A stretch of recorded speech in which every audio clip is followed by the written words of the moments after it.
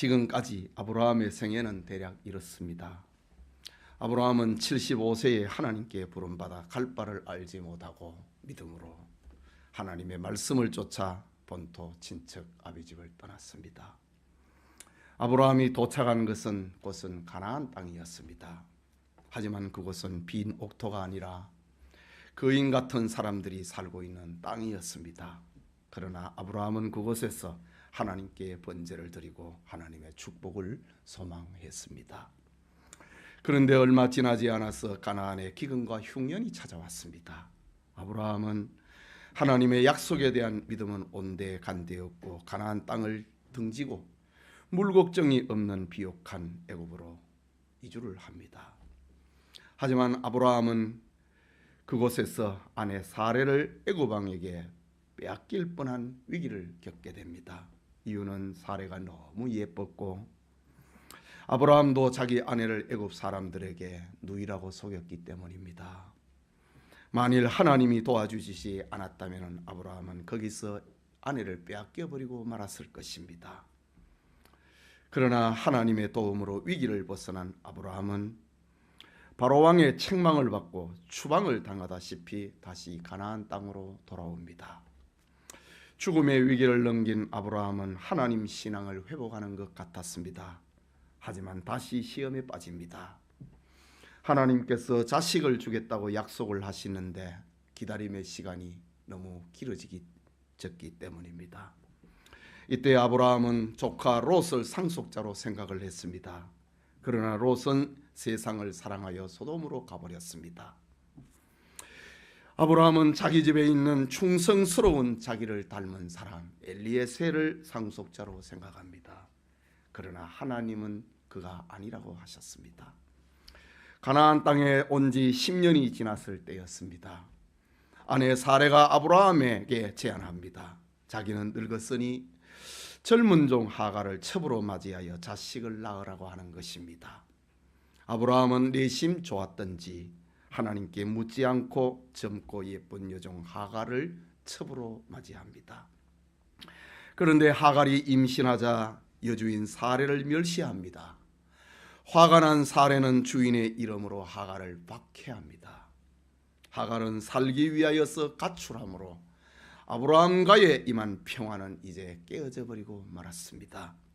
그러나 하나님께서 아브라함과의 개입하심으로 하갈이 집으로 돌아와 아들을 낳았는데 그가 바로 하나님의 백성의 영원한 대적이 된 이스마엘입니다. 아브라함이 하갈을 통하여서 이스마엘을 낳은 지 13년이 지난 어느 날입니다. 아브라함은 99세요 사레는 89살이 되었습니다. 현재도 그렇지만은 비교적 장수한 당시에도 이 정도 나이면은 자녀를 낳을 가능성은 전혀 없었습니다. 자식을 낳는다고 하는 것은 생물학적으로 의학적으로 완전히 불가능해져 버렸습니다. 이때 하나님이 아브라함을 찾아오셨습니다. 하나님은 아브라함과의 기적의 축복을 가지고 찾아오셨습니다. 그것이 창세기 17장입니다. 하나님은 아브라함에게 이제후로는 내 이름을 아브라함이라 하지 말고 아브라함이라 하리니 이는 내가 너를 여러 민족의 아버지가 되게 함이라 라는 축복을 가지고 오셨습니다.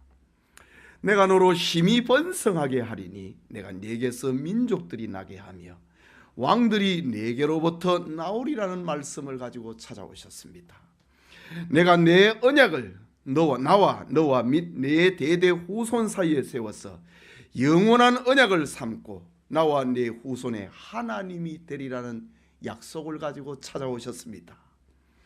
내가 너와 내 후손에게 네가 거류하는 이 땅 곧 가나안 온 땅을 주어 영원한 기업이 되게 하고 나는 그들의 하나님이 되리라 라는 축복을 싣고 찾아오셨습니다.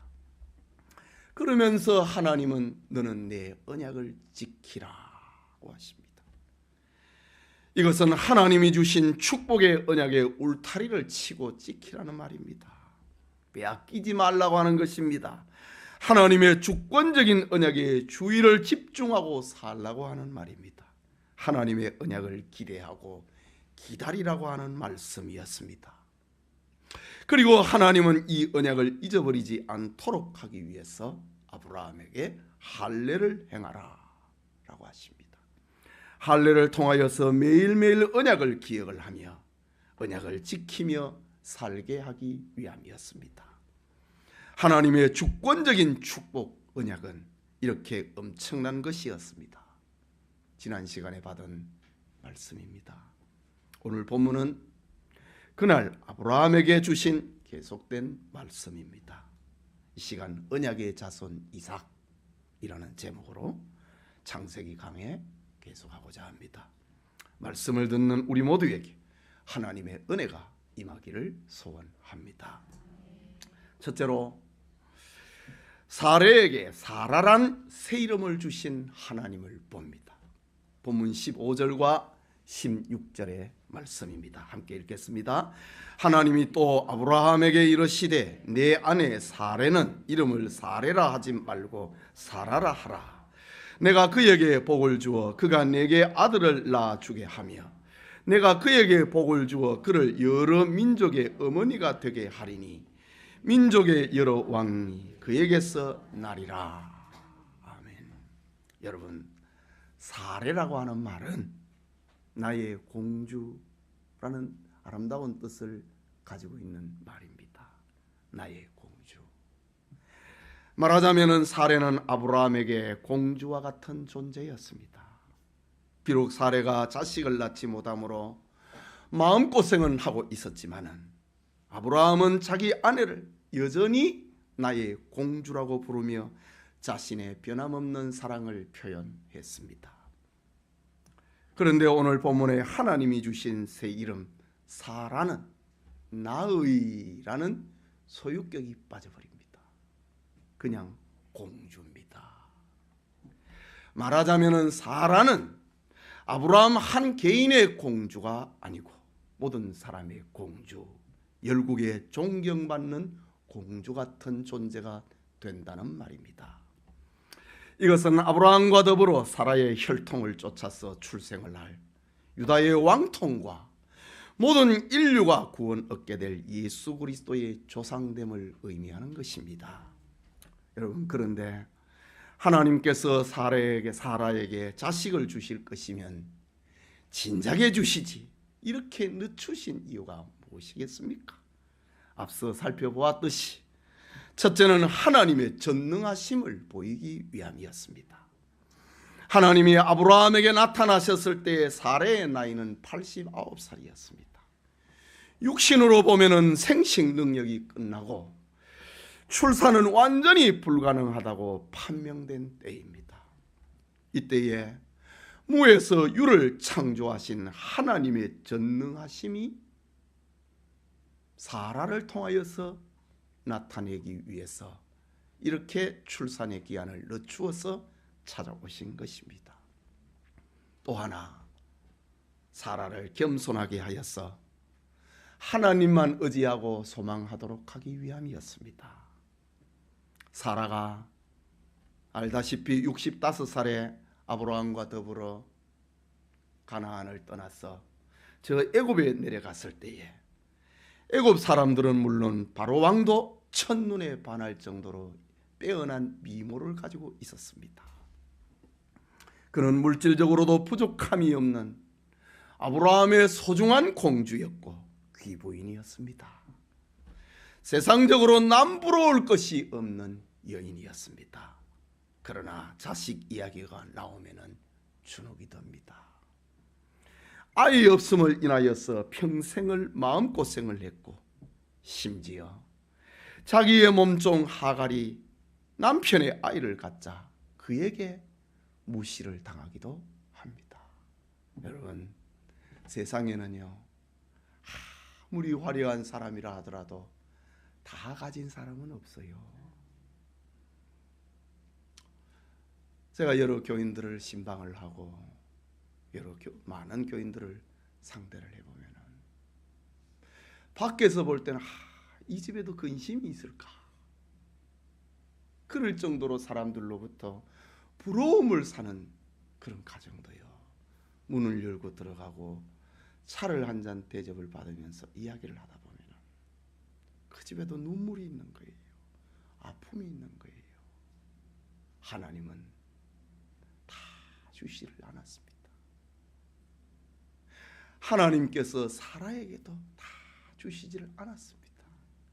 겸손하도록 하기 위해서, 하나님을 의지하고 하나님을 소망하도록 하기 위함입니다. 그렇다고 하면은 여러분의 아픔도 소중한 의미를 가지고 있다는 것을 기억하시기 바랍니다. 하나님은 사라로 하여금 자신의 외모로 인하여 자기가 가지고 있는 지식과 자기가 가지고 있는 재산과 자기가 가지고 있는 모습으로 부족함 없이 살아가는 그런 만인의 존경받는 사람으로 사라를 세우지 않았습니다. 부족한 것이 있게 해서.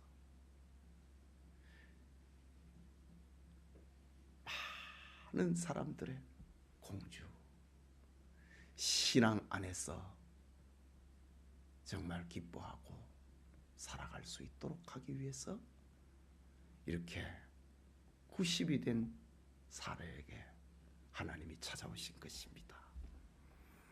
여러분, 이것이 하나님의 뜻입니다.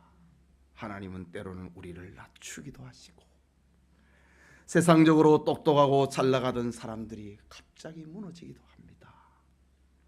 왜 갑자기 사업이 안 되고 취직이 안 되고 결혼을 하지 못하고 결혼을 해도 아이를 갖지 못하고 남편이 속을 새기고 아내가 속을 썩이고 자식이 힘들게 하는 겁니까? 물론 여러 가지 사람마다 처한 환경이 다르고 사정도 다를 것입니다. 그러나 하나님께서 성도를 낮추심은 우리를 부끄럽게 함이 위함이 아니고 우리의 믿음을 연단하여서 하나님을 의지하도록 하기 위함입니다. 여러분이 가지고 있는 그 눈물 때문에 하나님의 품을 떠나지 않도록 만들기 위함이란 말입니다. 이런 의미에서 사도 바울은 사나 죽으나 우리가 주의 것이로다 라는 고백을 하게 됩니다. 주님을 떠나서는 살 수 없다는 것이요. 예배드리는 성도님, 한 개인의 공주가 아니라 신앙 안에서 천만인의 공주가 되는 하나님의 사람이 될 수 있기를 소원합니다. 둘째로, 자기 지혜로 하나님을 생각하고 있는 아브라함을 봅니다. 17절입니다. 함께 읽겠습니다. 아브라함이 엎드려 웃으며 마음속으로 이르되 100세 된 사람이 어찌 자식을 낳을까? 사례는 90세니 어찌 출산하리요? 하고, 아브라함은 하나님의 엄청난 축복의 소식 앞에 정신이 없었습니다. 거기다가 100세가 되고 90이 되고 있는 자기 가정에 하나님이 아들을 주신다고 하니 정신이 없었습니다. 의안이 벙벙했습니다. 너무 엄청난 축복 앞에 감동을 잃어버렸습니다. 하나님께서 사라가 아들을 낳을 것이라고 말씀하시자 아브라함은 엎드려서 웃고 있습니다. 여러분, 그가 왜 하나님 앞에 엎드렸습니까?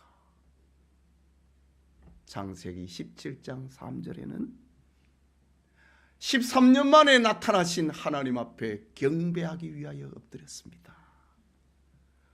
그런데 엎드린 그가 왜 지금 웃고 있습니까? 하나님의 말씀이 너무 커가지고 도무지 믿을 수가 없기 때문입니다. 하나님께 경배하기 위하여서 엎드렸는데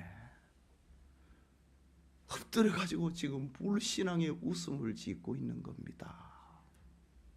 여러분, 정말 어울리지 않는 모습이지 않습니까? 하나님 앞에 신령과 진정으로 예배를 드려야 될, 그래서 엎드리고 있는 아브라함이 하나님 앞에 불신앙적인 모습을 보이고 있습니다. 이것이 사람이 가지고 있는 믿음의 한계입니다. 오늘 여러분들 보십시오. 다 하나님 앞에 예배하기 위하여서 왔다고요. 그런데 온갖 근심과 걱정으로 인하여서 벗어나지를 못하고 있습니다. 하나님의 엄청난 축복을 비우고 있다고요. 내게 어찌 이런 일이 있을 수 있을까?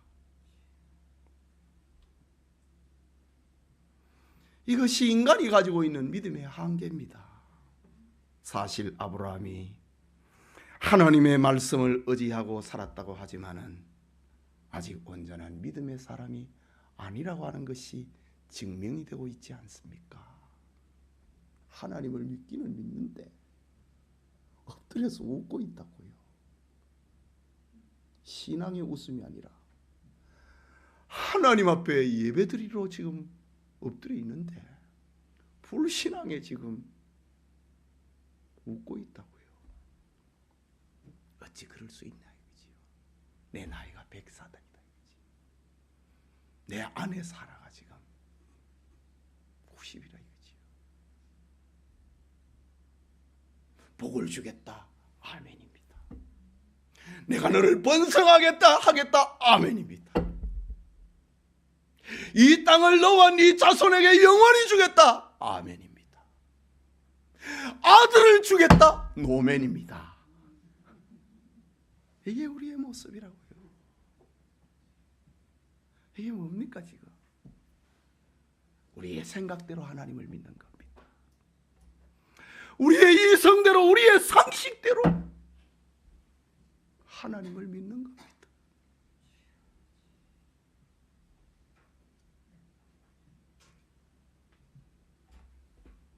그렇습니다. 사람이 나이가 들고 성숙해지면은 그건 사실입니다. 어릴 때는 마음대로 살다가 나이가 들면은 조금 겸손해집니다. 성숙해지는 게 사실입니다. 그러나 사람이 성숙해진다고 믿음이 생기는 건 아닙니다. 지혜가 많고 인생을 노련하게 살고 있다고 해서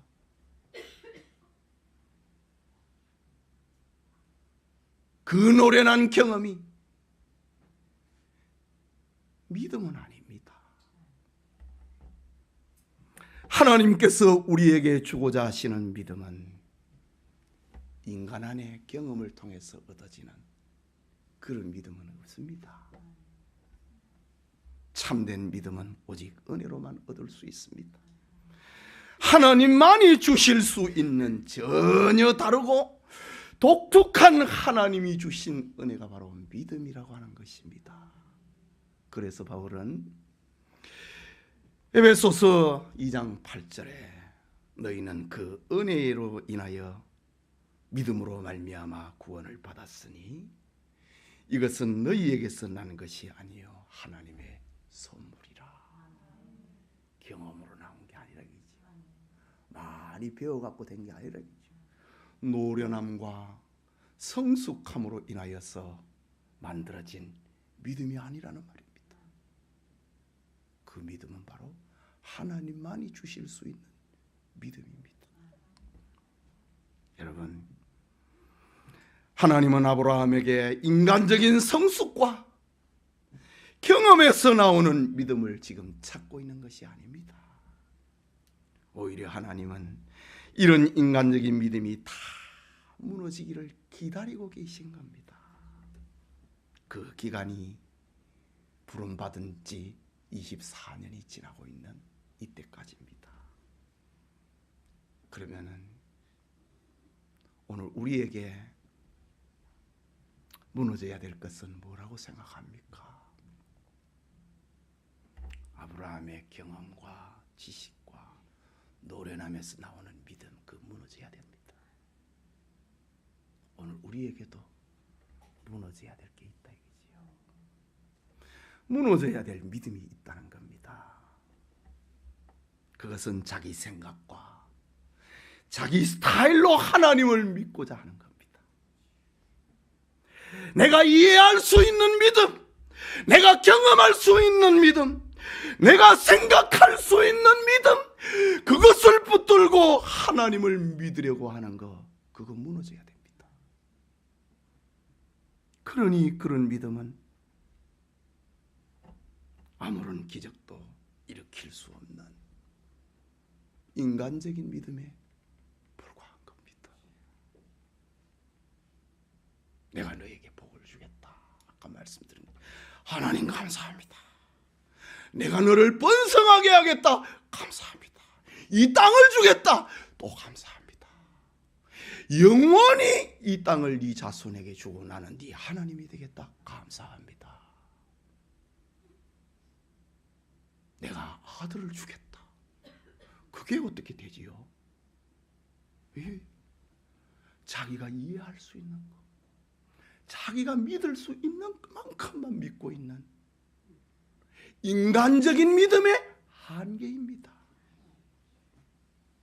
뿐만 아니라 많은 사람들은 적극적이고 긍정적인 사고방식을 믿음이라고 착각합니다. 그러나 그것은 적극적이다, 능동적이다. 이것은 믿음의 한 방편은 될 수 있을지 몰라도 믿음 그 자체는 아닙니다. 사실 인간적인 믿음일수록 더 그럴듯해 보입니다. 인간적인 믿음일수록 교양이 있어 보이고 지성이 있어 보입니다. 왜냐하면 너무 인간미가 흐르고 있기 때문입니다. 그래서 합리적인 믿음을 가진 사람일수록 설득력이 있습니다. 이해하기가 쉽습니다.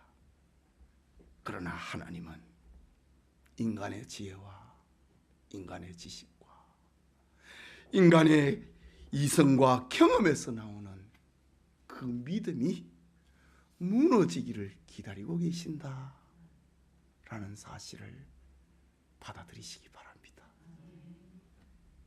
오늘 본문의 아브라함의 표현, 어찌 자식을 낳을 수 있을까? 내 나이가 100살이고 내년이면 내 아내 나이가 90인데 어찌 자식을 낳을까? 어찌 출산하리요? 라는 말은 상식과 이성과 과학을 뛰어넘는 하나님의 말씀은 저는 믿기 어렵습니다. 그 말입니다. 아브라함의 신앙 고백입니다. 복을 주겠다. 믿어지는데 뚜껑을 열고 자식을 주겠다. 안 믿어지는 겁니다. 내 이상하고 내 지식하고 다르다 이거지.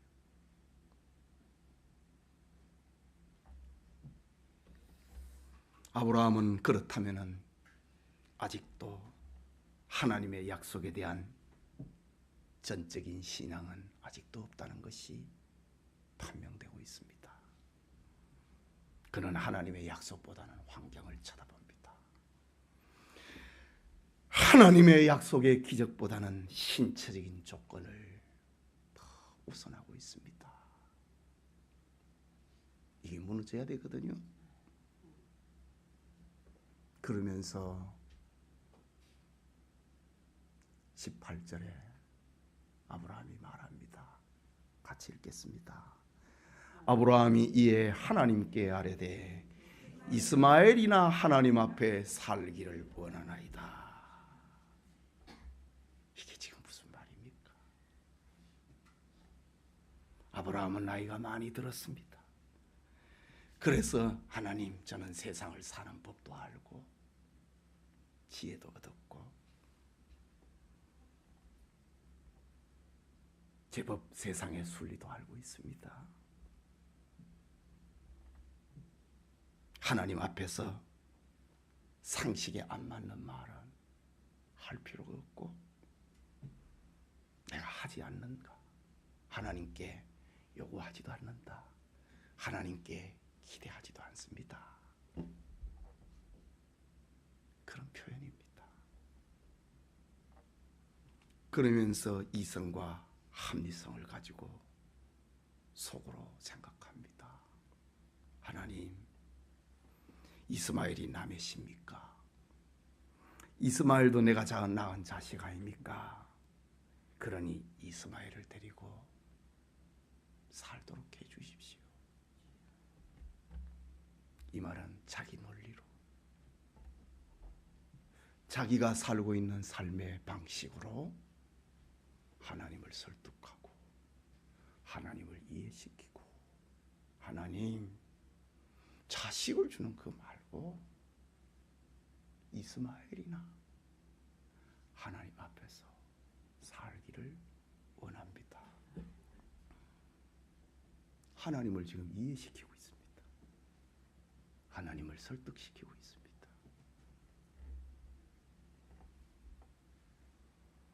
그는 인간적인 믿음을 가지고 하나님 앞에서, 하나님, 내가 더 똑똑하지 않습니까? 하나님, 내가 더 세상을 살아가는 삶의 이치를 터득한 거 아닙니까? 그런 표현입니다. 여러분, 지금 아브라함은 우리 속에 있는 불신앙, 우리 속에 있는 인간적인 믿음을 대변해주고 있는 사실 앞에 고마워해야 됩니다. 우리 안에 이런 게 있다 이거지요.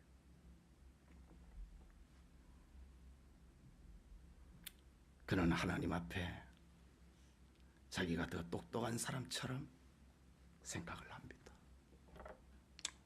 하나님 앞에 가짜를 들고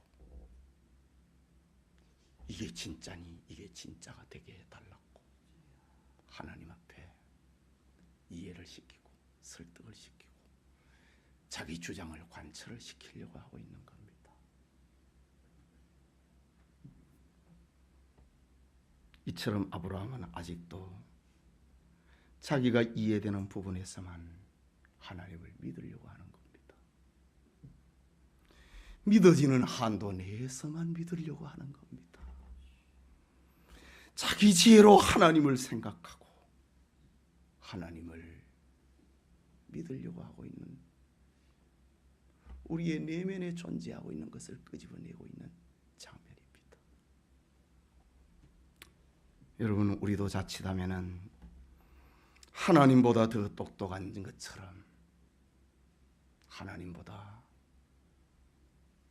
살아가는 지혜를 더 가지고 있는 사람처럼 생각할 때가 있습니다. 사실 그렇습니다. 우리가 붙들고 있는 많은 것이 진짜가 아니라 우리의 상황에 비추어서 우리의 수준으로 해석을 하고 있는 겁니다. 진짜다 이거지요. 내 생각이 진짜다. 내가 가진 판단이 진짜다. 그러나 이런 믿음을 가지고는 하나님의 놀라운 능력을 만들어낼 수는 없습니다. 하나님은 오늘 아브라함에게 인간적인 믿음을 포기하게 하시고 자신의 생각과 판단을 버리게 하시고 전적으로 하나님만 의지하도록 하기 위해서 찾아오셨습니다. 하나님은요, 절대 내가 잘못 온 것 같다, 네가 내보다 더 나았구나, 이런 말씀하시는 거 아닙니다. 하나님 다 알고 계십니다. 그 하나님이 이제 아브라함, 내가 준 믿음을 가질 때가 됐는데 이거를 열어야 되겠다, 그 계획을 가지고 하나님은 지금 아브라함이 99세에 찾아오신 것입니다. 그리고 언약의 자손 이삭은 인간의 능력이 아니라 하나님의 은혜와 하나님의 전능하신 능력에 의해서 태어날 것이라고 하는 메시지를 들려줍니다. 여러분, 우리가 받은 구원은 이런 것입니다. 우리가 받은 신앙의 그 알맹이는 이런 것입니다. 우리가 가야 할 신앙의 길은 이런 것입니다. 자기 지혜로 하나님을 생각하는 인간적인 믿음이 아니라 전적으로 하나님으로부터 오는 믿음의 길 말입니다. 하나님으로부터 오는 믿음의 복이 우리 모두에게 있기를 소원합니다. 그게 셋째로 하나님의 아브라함을 향한 주권적인 선언을 봅니다. 하나님은 아브라함에게 지는 분이 아니지요. 아니, 네 생각이 내보다 더 낫네 이렇게 하신 분이 아닙니다. 하나님의 주권적인 선언을 봅니다. 19절의 말씀입니다. 같이 읽겠습니다. 하나님이 이르시되 아니라 내 아내 사라가 내게 아들을 낳으리니 너는 그 이름을 이삭이라 하라. 내가 그와 내 언약을 세우리니 그의 후손에게 영원한 언약이 되리라 라고 하십니다. 아브라함은 그럴듯하고 인간적인 생각에 하나님은 자기 계획을 수정하시는 분이 아닙니다. 아브라함에게 아브라함아, 네 생각은 아니야. 네 생각은 잘못됐어. 네 경험은 아니야. 아니라. 산전수전을 다 겪고 그 근동 지역에서 칭찬과 존경을 한 몸에 받고 있는 아브라함에게 아브라함아, 아니야. 그 대답을 들려주십니다. 비록 사라가 인간적으로는 아이를 낳을 수 없는 상황이 되어버렸지만은 나는 네게 아들을 줄 것이야. 내가 약속한 자녀가 바로 내 아내에게서 분명히 날 것이다. 너는 아들을 낳을 것인데 그 이름을 이삭이라고 불러라. 애가 낳기도 전에 하나님이 이름부터 먼저 지어주십니다. 예수님도 그러셨지요. 여기 이삭이라고 하는 이름의 뜻은 우리가 잘 알다시피 웃음입니다. 기쁨입니다. 아브라함이 아들을 얻음으로 아브라함에게는 진짜 웃음, 진짜 기쁨이 찾아왔습니다.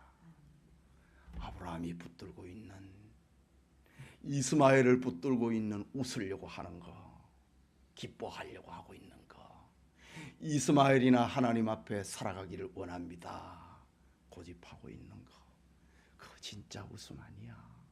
진짜 기쁨 아니야. 내가 주는 게 진짜 기쁨이야. 너는 가짜를 겉들고 진짜로 말하지 마.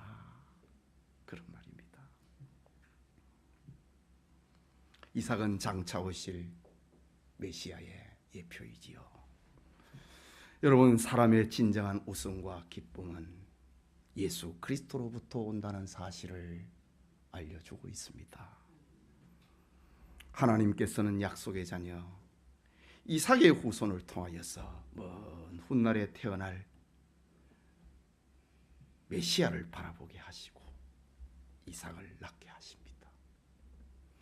이것이 하나님이 아브라함을 선택하시고 24년 동안 아브라함을 연단하시고 인간의 무능과 인간의 가능성이 끝나버린 이때에 아브라함을 찾아오신 하나님의 이유입니다. 진짜 기쁨이 있다 이거지요. 너가 만들어 놓은 건 그건 모조품이다 이거지요. 이스마엘은 아니야. 진짜는 내가 주는 거야. 물론 아브라함은 처음에는 이삭이 언약의 표적인 줄 압니다. 그러나 시간이 지나면서 이삭 다음에 오는 분이 진짜라는 사실을 깨닫습니다. 아니, 어떻게 목사님 그런 말씀을 하실 수 있지요? 아닙니다. 예수님이 아브라함의 믿음을 해석해 주고 계십니다. 요한복음 8장 56절에 너희 조상 아브라함은 나의 때에 볼 것을 즐거워하다가 보고 기뻐하였느니라. 이삭을 보고 진짜 웃음인 줄 알았다 이거죠. 그런데 나중에 보니까 진짜가 또 있더라는 겁니다. 이삭은 진짜를 가르쳐주는 사인이었다고 하는 겁니다. 이정표였다고 하는 사실입니다. 아브라함은 나의 때에 볼 것을 보고 즐거워하다가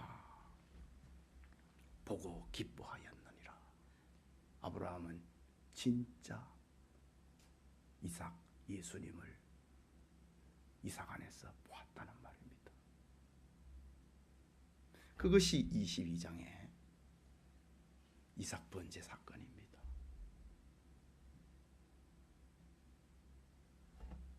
나중에 또 살펴보도록 하지요. 믿음의 조상 아브라함이 영의 눈이 떠져서 바라본 것은 단순한 언약의 아들, 자기 본처 사라가 낳은 자식이 아니고 그 뒤에 오시는 더 큰 자 메시아가 실체였다는 사실을 깨닫게 됩니다. 우리는 여기서 중요한 또 하나의 사실을 배웁니다. 그것은 이스마엘이 잘못돼 가지고 이삭을 택한 것이 아니라는 사실입니다. 이스마엘이 뭐 잘못했습니까? 그냥 태어났을 뿐입니다. 왜 하나님께서는 이스마엘을 택하지 아니하시고 이삭을 택하셨는가? 이삭은 약속의 자녀이기 때문입니다. 이스마엘은 사람의 계획에 따라서 난 자식이기 때문입니다. 이게 하나님의 구원 계획이라는 겁니다. 하나님께서는 사라에게서 태어날 아이가 진짜 아들이라고 말씀하시고 친히 이삭이라고 하는 웃음이다, 기쁨이다 라는 이름까지 지어주십니다.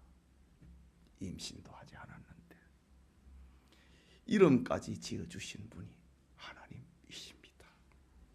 여러분, 그 하나님이 우리의 하나님이십니다.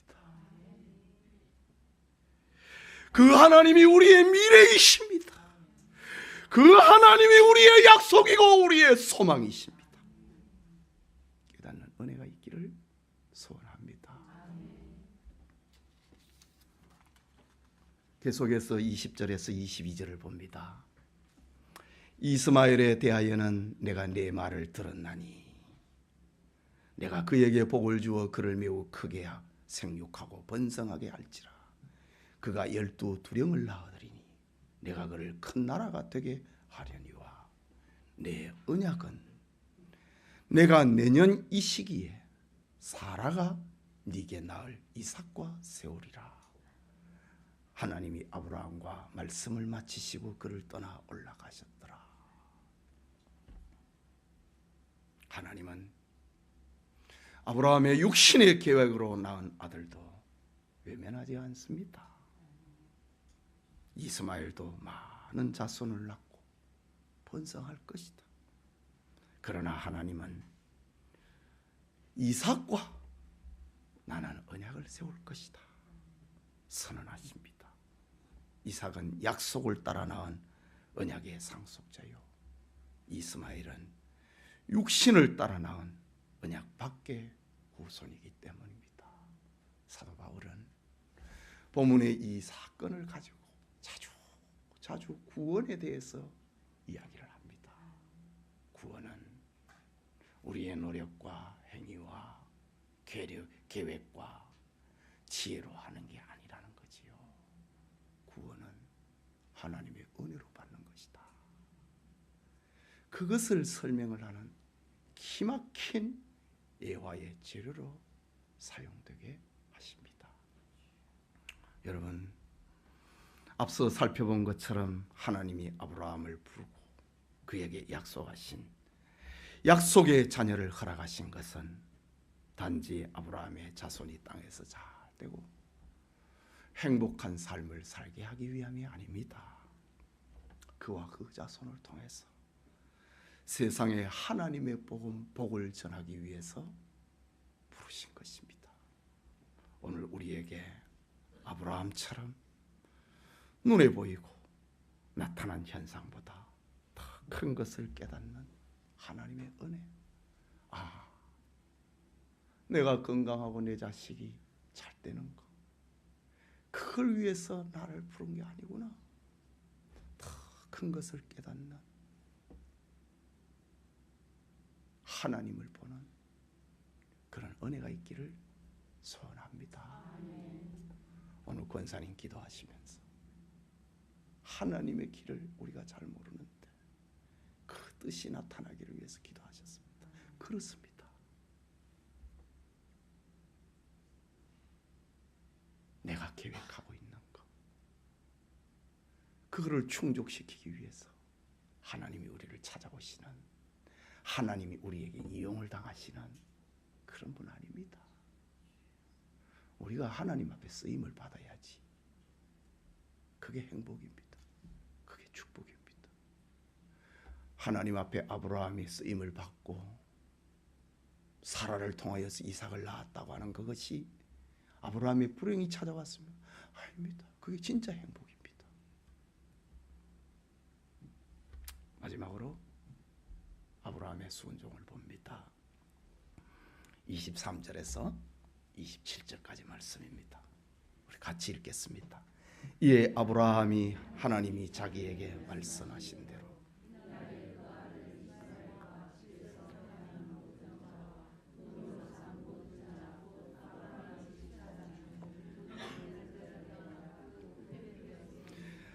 아브라함이 그의 포피를 뵌 때는 94, 그의 아들 이스마엘이 그의 포피를 뵌 때는 13세였더라.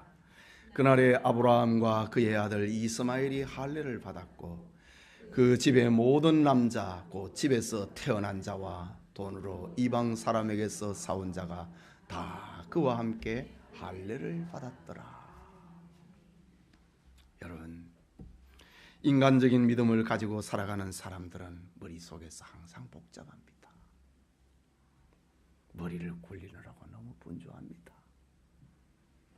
그러나 하나님이 주신 믿음은 단순합니다. 말씀대로 순종하는 겁니다. 성경에서 보듯이 그동안 아브라함은 하나님의 말씀을 의심하기도 하고 내 생각이 더 낫지 않느냐 제안하기도 하고 하나님을 설득하기도 했고 때로는 머리도 굴렸습니다. 하지만 아브라함은 이제 그런 자세와 이제 결별합니다. 그는 하나님의 말씀대로 말씀에 자기 인생을 맡기기로 작정합니다. 그는 하나님의 말씀대로 즉각적인 순종을 합니다. 이제부터 아브라함의 삶의 특징은 믿음과 순종입니다. 이제 아브라함의 불신앙은 넘어가 버렸습니다. 인간적인 믿음은 지나가 버렸습니다.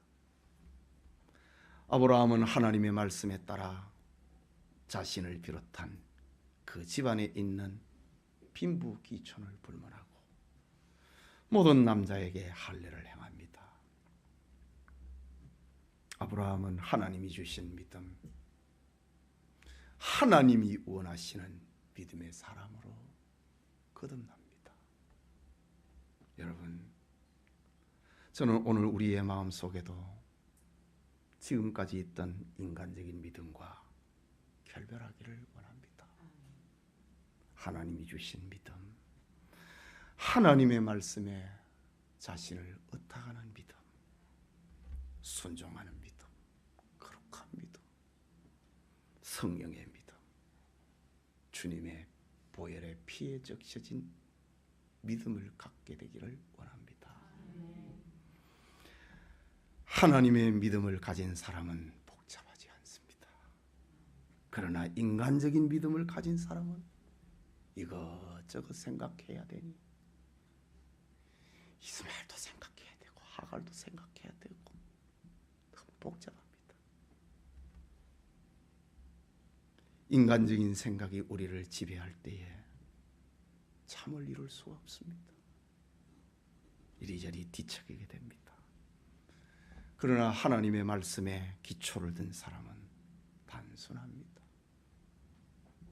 하나님만 생각하면 되기 때문입니다. 하나님은 우리를 축복의 길로, 진짜 생명의 길로 인도해 주시는 분이기 때문입니다. 성도 여러분, 하나님이 싫어하는 것은 우리의 불완전함이 아닙니다. 아브라함도 처음부터 믿음을 가지고 하나님을 온전히 따르지 않았지 않습니까? 문제는 하나님의 뜻이 드러났는데도 불구하고 자기 고집을 피우는 겁니다. 하나님은 우리의 지혜와 지식과 경험으로 만들어내는 세상적인 믿음이 아니라 순수해지는, 단순해지는 하나님이 주신 어린아이와 같은 그런 믿음 가지기를 원하십니다. 그것이 오늘 성경 언약의 자손 이삭이 담고 있는 축복입니다. 사실 믿음의 길은 험난합니다.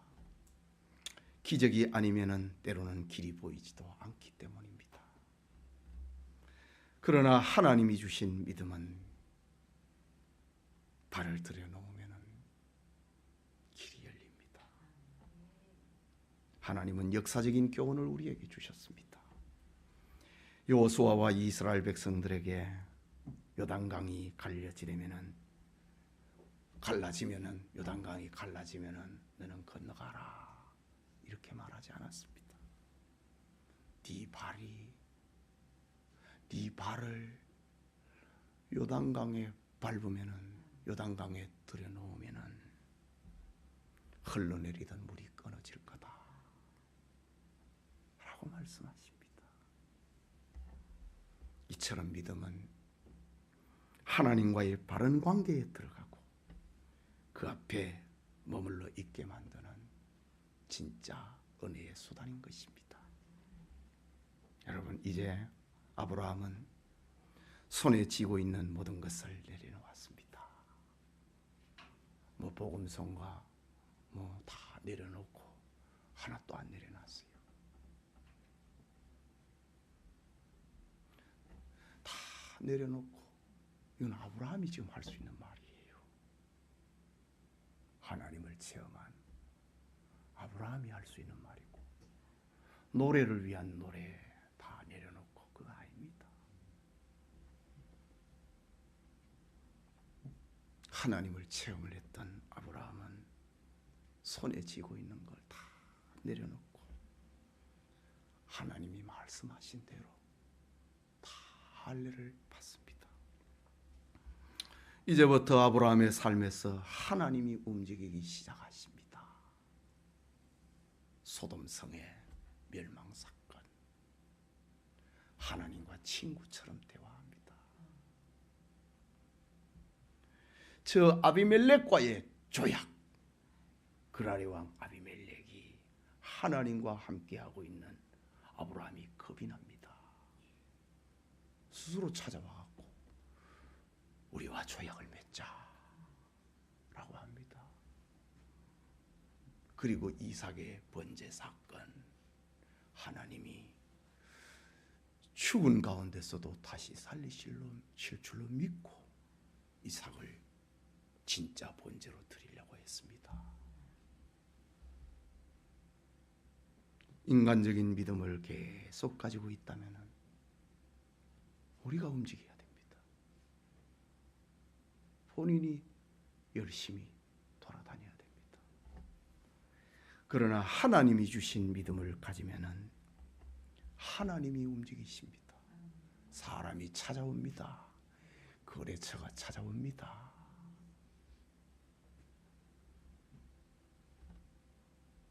하나님이 주신 믿음, 거룩한 믿음, 성령에 기초하여 믿음 생활을 할 수 있기를 바랍니다. 그런 믿음은 기적을 일으킵니다. 예수님은 겨자씨만한 믿음, 이 믿음입니다. 산을 옮기라도 그렇게 될 것이라고 했습니다.